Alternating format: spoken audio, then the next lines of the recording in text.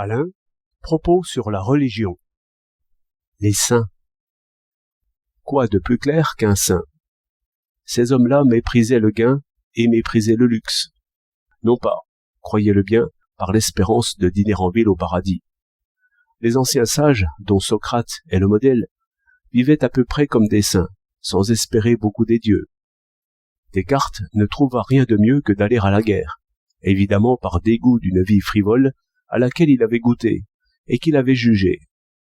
Et combien d'autres ont choisi une vie difficile sans autre raison que de retrouver l'équilibre et la paix. Le plus beau spectacle que Proust ait vu était de 3 arbres sur le bord d'une route. 3 arbres qui n'étaient pas à lui. Les grands bonheurs sont sans vanité. Seulement, la vanité a de terribles crochets. Elle prend l'homme et le traîne. Proust n'y échappait point et ne cessait point de la mépriser.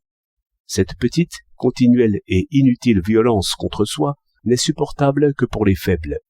Le fort se retire ou bien se jette. Si l'on se jette, il faut être tyran. Un tyran vit de vanité.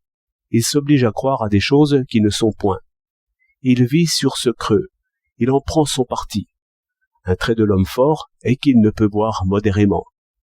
Dans les anciennes corporations, on appelait sublime le plus grand ivrogne. L'homme qui aperçoit seulement ce bel avenir se range à ne boire que de l'eau. Et, au temps des chevaliers, combien d'amoureux s'en allaient à l'épreuve seulement pour boire l'eau claire de l'amour. Alceste s'en va au désert. C'est qu'il a goûté au plaisir et aux peines de vanité. Il se sauve. Il faut toujours se sauver. Il faut toujours se retirer du monde, comme disaient nos grands-pères. Les fameux choix d'Hercule entre le vice et la vertu n'étaient qu'un choix entre vanité et réalité. Cette image nous intéresse tous. On offre aux jeunes des grandeurs creuses. Il ne leur faut qu'un avertissement pour n'y pas mordre. Celui qui veut savoir, et non pas avoir l'air de savoir, passera 10 ans à la géométrie et à la mécanique, découvrant pour son compte toutes sortes de vérités connues. Mais le vaniteux court au dernier mirage de la physique.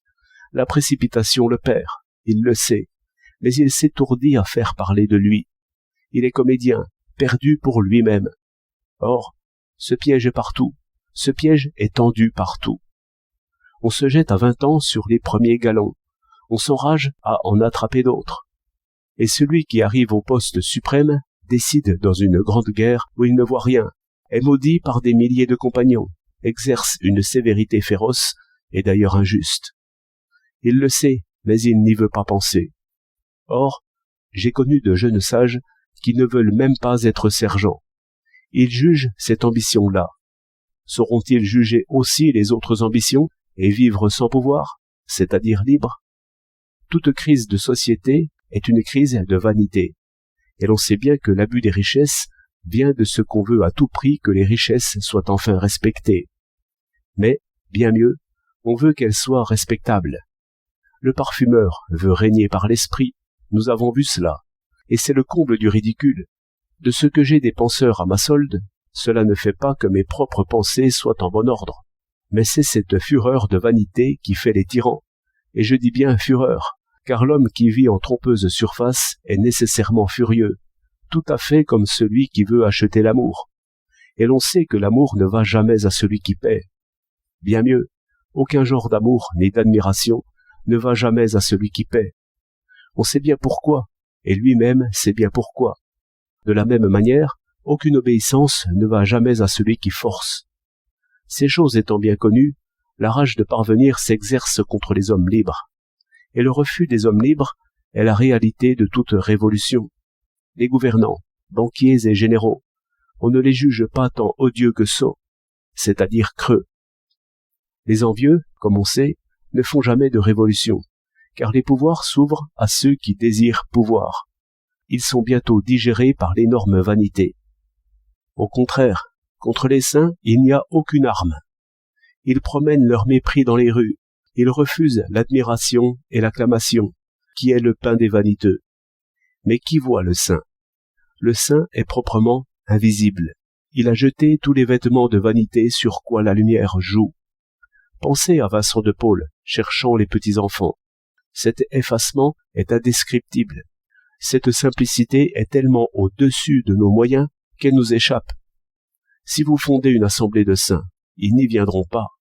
Chacun d'eux adhère à son œuvre et fortifie sa propre vertu. Je crois que ce qui achève le saint, c'est cette absence de réflexion sur soi, ce tout abandon en Dieu. Et le signe le plus grave, c'est si la jeunesse la plus brillante, et je dis même la plus ambitieuse, s'en va silencieusement de ce côté-là, cherchant science, sagesse et justice, non pas pour la montre, mais pour eux-mêmes. Et pourquoi voulez-vous qu'il y ait moins de saints maintenant? L'homme est le même, le problème est le même, et le mépris est le même. 1er mars 1933.